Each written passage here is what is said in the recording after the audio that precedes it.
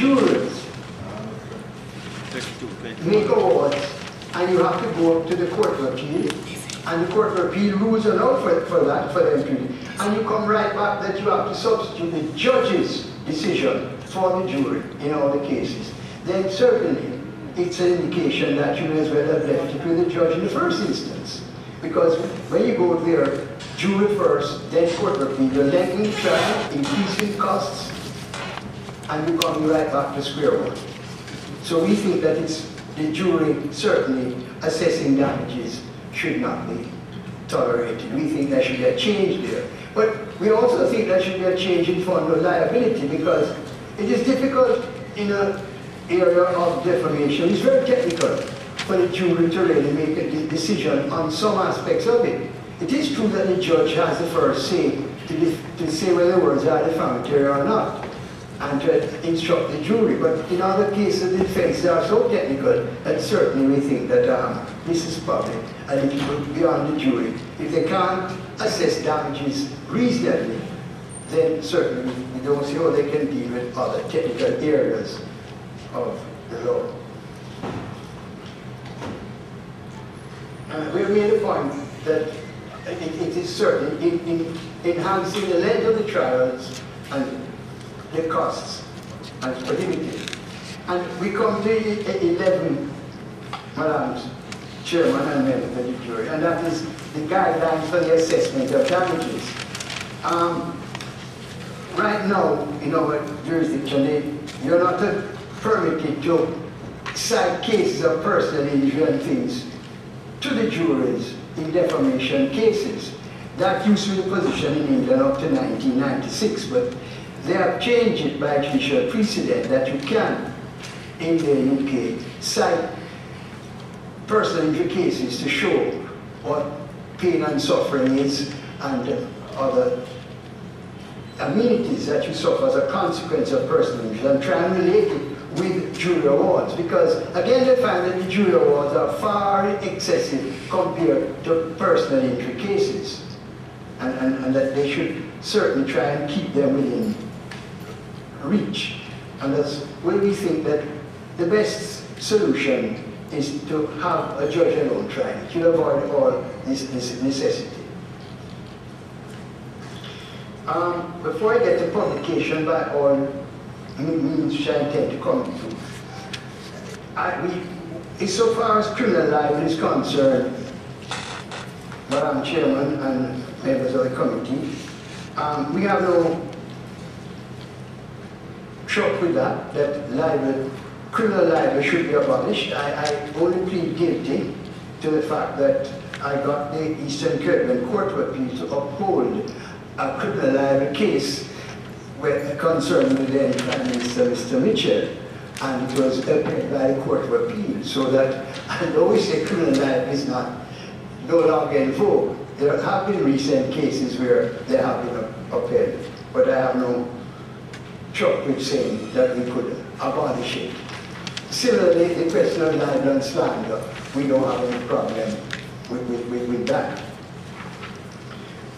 I omitted to deal with the other question. If we don't want to abolish trial by jury, then we come to the other aspect of it to see if we could have a cap on the quantum. We deal with this at page 8 of our report to point out that in other countries that there is a cap on non-economic losses. Not economic loss, because that is quantifiable and there's no problem with that. It's a non-economic loss which we think should be capped. So they capped it there at 250,000 Australian dollars. I don't know how much we cap it at here, but they want to cap it so that we either submit that you should go away with the jury and leave the judge alone, or if you maintain the jury, then you should have a cap. I've already said the other aspects of which we could do away with the jury. Now, we come to another very interesting situation, and that is the wire service defense. We have a situation, Madam Speaker and members of the committee, where there has been developments in other countries, and particularly dealing with internet and publications on the internet, and what is happening, and it has now gone under the umbrella of what's called libel tourism. What is happening is that in the United Kingdom, they have had cases of Americans coming to the United Kingdom and suing for publications in America, but which are also on the internet in the United Kingdom.